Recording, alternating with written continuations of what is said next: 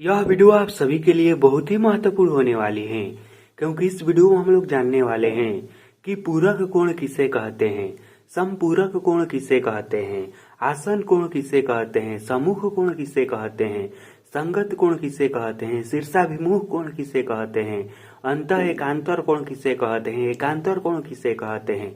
कहने का मतलब कि कोण का जितने भी महत्वपूर्ण प्रकार है ना, वह सभी प्रकार को इस वीडियो में हम लोग सीखने वाले हैं। तो यदि आप कोण के सभी महत्वपूर्ण प्रकार को बहुत ही अच्छे से और आसान भाषा में सीखना चाहते हैं तो इस वीडियो को शुरू से लेकर अंत तक और ध्यान से जरूर देखिएगा। यह वीडियो जैसे ही खत्म होगा ना, आप कोण के सभी महत्वपूर्ण प्रकार को बहुत ही अच्छे से सीख जाएंगे। तो चलिए इस वीडियो को हम शुरू करते हैं। तो सबसे पहले हम यह समझ लेते हैं कि आखिर पूरक कोण किसे कहते हैं। आप लोग भी सुने होंगे कि पूरक कोण और इसका एक होता है समपूरक कोण। तो पहले हम इन दोनों को समझते हैं। तो देखिए, पूरक कोण का यह परिभाषा है कि जब दो कोणों का योगफल 90 होता है तो उसे पूरक कोण कहते हैं। पूरक कोण किसे कहते हैं? तो जब दो कोणों का योगफल 90 डिग्री होता है तो उसे ही पूरक कोण कहते हैं। जैसे कि देखिए, यहाँ पर एक कोण है 30 डिग्री का और एक कोण है 60 डिग्री का। इन दोनों को हम जोड़ेंगे तो कितना आएगा? 30 + 60 आएगा 90। तो यह कौन सा कोण है? यह पूरक कोण कहलाएगा। उसी तरह से आपसे कोई पूछेगा, क्या बताइए कि 50 डिग्री का पूरक कोण क्या होगा? तो इसे बताने के लिए हम क्या करेंगे? 90 डिग्री में से हम 50 डिग्री को घटा देंगे तो क्या आएगा? यह आएगा 40 डिग्री। तो 50 डिग्री का पूरा कोण क्या होगा? 40 डिग्री होगा। और हम इन दोनों को जोड़ेंगे, 50 और 40 को जोड़ेंगे तो क्या आएगा? यह आएगा 90। तो पूरक कोण क्या है? वैसे दो कोण हैं जिनका योगफल 90 डिग्री होता है, उसे ही पूरक कोण कहते हैं। ठीक, अगर यह वीडियो आपको अच्छा लग रहा होगा और जो मैं बता रहा हूँ समझ में आ रहा होगा तो इस वीडियो को जल्दी से लाइक कर दीजिए और इस वीडियो के बारे में अपना कमेंट भी कर दीजिए कि आपको समझ में आ रहा है कि नहीं आ रहा है। अब हम समझते हैं कि समपूरक कोण किसे कहते हैं। तो देखिए, इसका परिभाषा यह है कि जब दो कोणों का योगफल 180 डिग्री हो तो उसे समपूरक कोण कहते हैं। देखिए, इससे हमने पहले पढ़ा कि पूरक कोण किसे कहते हैं। तब पूरक कोण में था कि जब दो कोणों का योगफल 90 डिग्री हो तो उसे पूरक कोण कहेंगे। लेकिन समपूरक क्या है?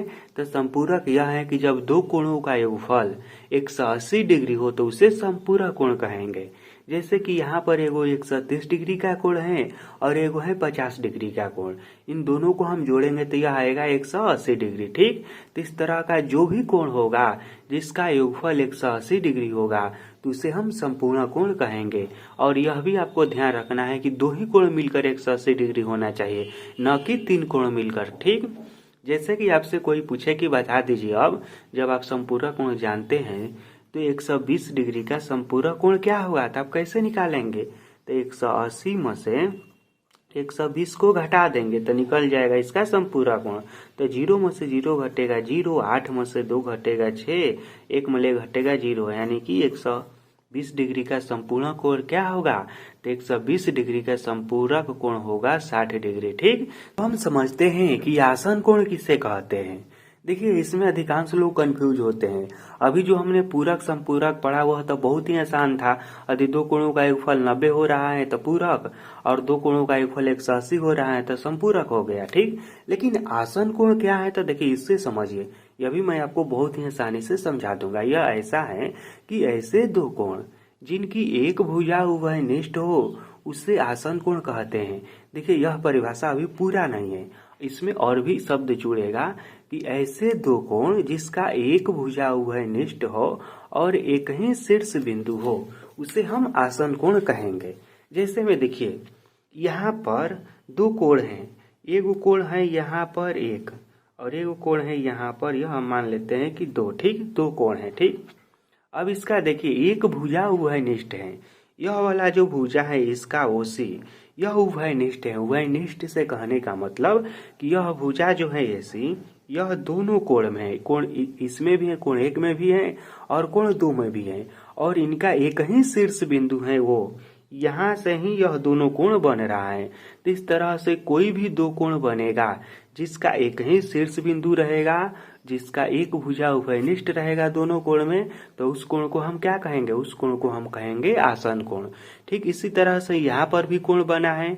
इसमें देखिए यह वाला भुजा दोनों में उभयनिष्ठ है, एक ही शीर्ष बिंदु है, तो एगो कोण यहाँ पर बन रहा है यह वाला, और एगो कोण यहाँ पर बन रहा है यह वाला। तो इस तरह से दुनिया का कोई भी कोण बनेगा ना जिसका एक शीर्ष बिंदु होगा, एक भुजा उभयनिष्ठ होगा, तो क्या वह कोण कौन सा कहलाएगा? वह कोण कहलाएगा आसन कोण। इसका परिभाषा क्या हो गया कि ऐसे दो कोण जिनका एक भुजा उभयनिष्ठ हो और एक ही शीर्ष बिंदु हो उसे हम लोग आसन कोण कहेंगे। ठीक, अब हम समझते हैं कि शीर्षाभिमुख कोण किसे कहते हैं। यह कोण भी अपने आप में बहुत महत्वपूर्ण है और इसको भी आप लोग बहुत सुने होंगे। ठीक, तो देखिए शीर्षाभिमुख कोण है क्या, पहले इसके परिभाषा को हम समझ लेते हैं, उसके बाद मैं इसको आपको बहुत ही अच्छे से समझाऊंगा। देखिए तो इसका परिभाषा यह है कि जब दो रेखाएं एक दूसरे को काटती हैं, दो रेखा हो गया, एक रेखा है यह एल और एक रेखा है यह एम, एक दूसरे को देखिए काट रहे हैं, काटती हैं, तो एक दूसरे के विपरीत बना कोण शीर्षाभिमुख कोण कहलाता है। ठीक, देखिए जब दो रेखा एक दूसरे को काटेगी तो एक दूसरे रेखा का विपरीत जो कोण बनेगा ना, कहने का मतलब इस पर का और उस पर का कोण और इस पर का और इस पर का कोण जो बनेगा ना, वह शीर्षाभिमुख कोण कहलाता है और यह कोण आपस में बराबर भी होता है। ठीक, शीर्षाभिमुख कोण कोई आपसे पूछेगा कि क्या होता है, तो वह आपस में बराबर होता है। शीर्षाभिमुख कोण कहते किसे हैं? तो जब दो रेखाएं एक दूसरे को काटती हैं तो उसके आमने सामने का बना कोण आपस में बराबर होता है, जिसे शीर्षाभिमुख कोण कहते हैं। अब देखिए इसे और हम डिटेल से समझते हैं। जैसे कि मान लेते हैं हम कि एल और एम दो रेखा हैं, यह एक दूसरे को वो बिंदु पर काट रहा है। ठीक, तो इससे देखिए कितना कोण बन रहा है, समझिए। देखिए एगो कोण बन रहा है, यह आमने सामने का कोण आपस में बराबर होता है, यह भी आप लोग ध्यान में रखिएगा। इसके आमने सामने का कौन है? यह, और यह आमने सामने है कोण हम मान लेते हैं कि यह एक है और यह कोण दो है। इसका आमने सामने क्या है? तो यह कोण हम मान लेते हैं कि 3 है और यह कोण जो है यह हम मान लेते हैं कि 4 है। ठीक, तो दो रेखा एक दूसरे को काट रही हैं, तो इसके जो आमने सामने कोण बन रहा है यह आपस में बराबर होगा और इसी को शीर्षाभिमुख कोण कहते हैं। ठीक, शीर्षाभिमुख में कुल कितने कोण बनता है? तो 4 को कोण बनता है, इसमें आमने सामने का कोण बराबर होता है। जैसे कि देखिए यहाँ पर कोण 1 बराबर होगा किसके? तो इसके सामने कौन है? कोण 2। कोण 3 बराबर होगा किसके? तो कोण 4 का। ठीक, देखिए बहुत बार आपको यह भी पूछ देता है कि शीर्षाभिमुख कोण को साबित करके बताइए कि किस तरह से बराबर होगा। तो साबित करना तो इस वीडियो में हम नहीं बताएंगे, क्योंकि इस वीडियो में हम लोग केवल महत्वपूर्ण कोण के बारे में सीख रहे हैं। यदि आप यह भी सीखना चाहते हैं हमसे कि साबित करके बताइए कि यह कैसे कोण 1 कोण 2 के बराबर होता है, तो कमेंट कर दीजिएगा। और उससे पहले यदि अभी तक आपने लाइक नहीं किया है इस वीडियो को तो जल्दी से लाइक कर दीजिए, यदि यह समझ में आ रहा होगा तो। यदि सब्सक्राइब भी नहीं किए होंगे तो सब्सक्राइब भी कर लीजिए। ठीक, और कमेंट में लिखकर बताइएगा कि आप यह सीखना चाहते हैं साबित करना, तो मैं आपको साबित करके भी बता दूंगा कि किस तरह से शीर्षाभिमुख कोण बराबर होता है। ठीक, तभी हमने अच्छे से समझ लिया है कि शीर्षाभिमुख कोण किससे कहते हैं। अब हम यह समझते हैं कि एकांतर कोण किससे कहते हैं।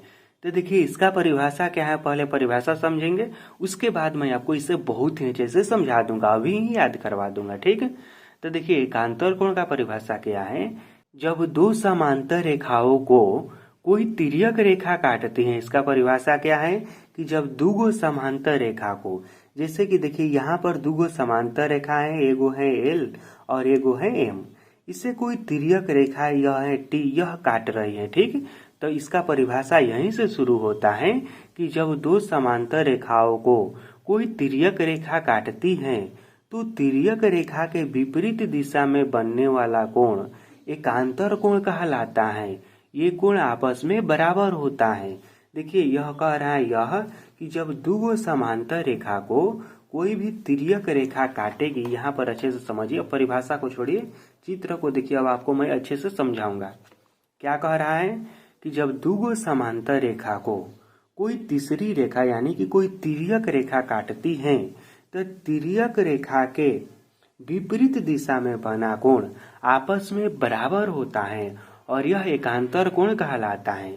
अब देखिए एकांतर कोण भी दो प्रकार का होता है, एक होता है अंतः एकांतर कोण और दूसरा होता है बाह्य एकांतर कोण यानी कि बाहरी एकांतर कोण।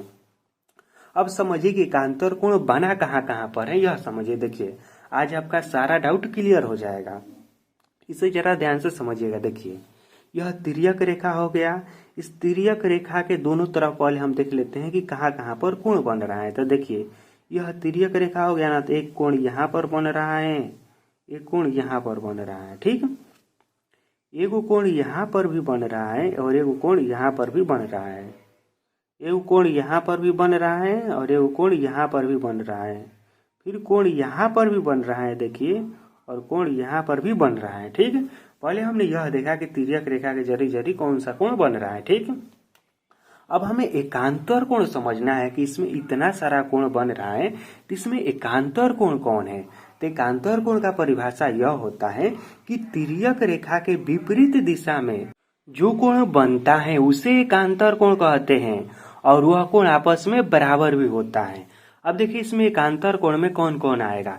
सबसे पहले हम अंतः एकांतर कोण समझ लेते हैं, उसके बाद हम बाहरी एकांतर कोण समझेंगे। तो देखिए अंतः यानी कि नाम से ही मालूम चलता है कि अंदर वाला कोण।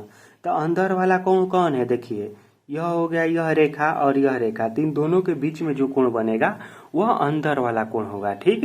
तो अंदर वाला कोण कौन कौन सा हो गया, तो देखिए यह कोण 3 जो है इसका एकांतर कोण कौन होगा। तो देखिए कोण 3 का एकांतर कोण होगा कोण 6, ठीक। देखिए यहाँ पर बात को अच्छे से समझिएगा। देखिए यह कोण 3 है, इसका एकांतर कोण होगा कोण 6। कैसे होगा, तो देखिए यह तिर्यक रेखा हो गया और इसके विपरीत दिशा में, परिभाषा में कह रहा है ना कि तिर्यक रेखा के विपरीत दिशा में बना कोण ही एकांतर कोण कहलाता है।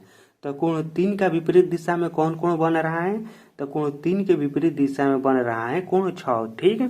तो यहाँ पर हम लिखेंगे कोण 3 बराबर कोण 6। यह किस नियम से हो रहा है, तो अंतः एकांतर कोण के नियम से हो रहा है। उसी तरह से कोण 4 जो है किसके बराबर होगा, तो कोण 5 के बराबर होगा। तो कोण 4 बराबर होगा कोण 5 के, ठीक।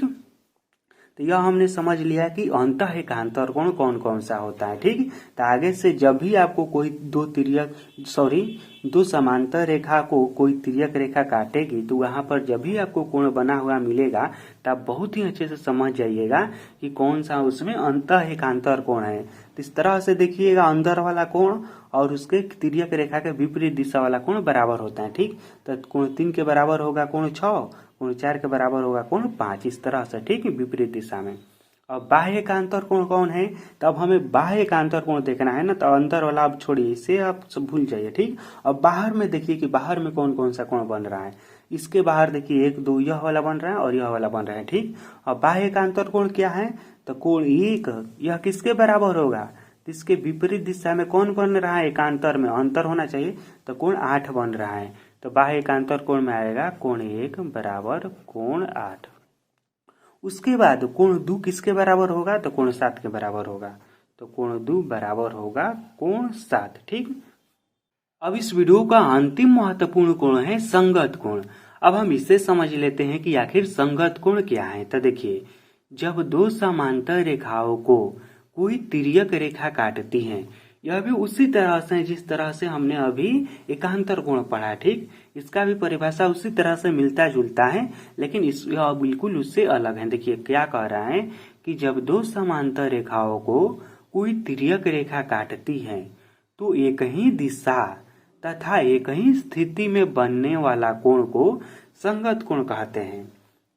देखिए आपको एग्जाम में या फिर कहीं पर भी आपसे परिभाषा नहीं पूछा जाएगा कि आप संगत कोण का परिभाषा बताइए, एकांतर कोण का परिभाषा बताइए, यह बहुत ही कम पूछा जाता है। आपको केवल यह याद रखना है कि किस तरह से एकांतर कोण होता है और किस तरह से संगत कोण होता है।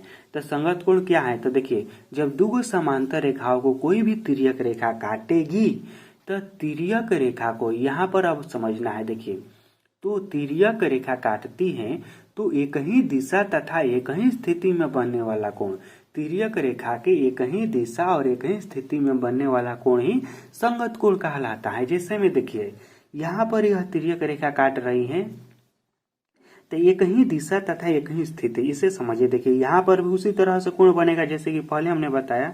कोण 1 बन रहा है, कोण 2 बन रहा है, कोण 3, कोण 4, कोण 5, कोण 6, कोण 7 और कोण 8।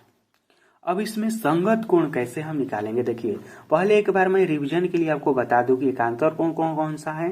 देखो बाह्य एकांतर में आएगा कोण 1 और कोण 8, आंतरिक और कोण 2 और 7, यह बाह्य एकांतर हो गया। अंतः एकांतर में आएगा कोण 3, 6 और 4, 5। ठीक, अब संगत कोण इसमें कौन होगा यह समझ लेते हैं। तो देखिए संगत कोण में आएगा कोण 1। देखिए यहाँ पर समझिए, देखिए यह समांतर रेखा हो गया और इसके एक ही स्थिति में एक ही दिशा में बनने वाला कोण ही संगत कोण कहलाता है। तो यह कोण 1, ठीक, इसके ऊपर बन रहा है ना, यह समझिएगा। देखिए कोण 1 कहाँ बन रहा है? तो इस यह जो समांतर रेखा है इसके ऊपर बन रहा है। ठीक, तो जो कोण बनेगा ना समांतर रेखा के ऊपर वही कहलाएगा संगत कोण। तो कोण 1 बराबर होगा किसके? कोण 5 के। इस नियम से, संगत कोण के नियम से। ठीक, कोण 1 बराबर होगा कोण 5 के। अब देखिए इसके नीचे कोण बन रहा है कोण 3, तो यह किसके बराबर होगा? तो कोण 7 के। तो कोण 3 जो है यह बराबर होगा कोण 7 के। किस नियम से? तो संगत कोण के नियम से। ठीक, इसी तरह से इधर वाला भी होगा। कोण 2 किसके बराबर होगा? तो कोण 6 के बराबर होगा। कोण 2 जो है यह बराबर होगा कोण 6 के। और कोण 4 किसके बराबर होगा? यह नीचे बन रहा है ना, तो नीचे वाला कोण देखेंगे तो कोण 4 जो है यह बराबर होगा कोण 8 के। ठीक, तो मैं यह आशा करता हूं कि इस वीडियो में मैं जो कुछ भी आपको बताया हूं वह बहुत ही अच्छे से समझ में आ गया होगा। यदि नहीं समझ में आया है और कुछ भी डाउट है तो जल्दी से कमेंट कीजिए और हमसे पूछिए, मैं आपको बताऊंगा। और तभी भी नहीं समझ में आया है तो इस वीडियो को एक बार हो सके तो दोबारा से देख लीजिएगा। यदि तभी भी समझ में नहीं आता है तो कमेंट कीजिएगा। जो टॉपिक आपको नहीं समझ में आया है उस पर मैं फिर से वीडियो बना दूंगा। ठीक, तो फिर मिलते हैं आपसे बहुत ही जल्द किसी अगले वीडियो में। इस वीडियो को देखने के लिए आप सभी को धन्यवाद।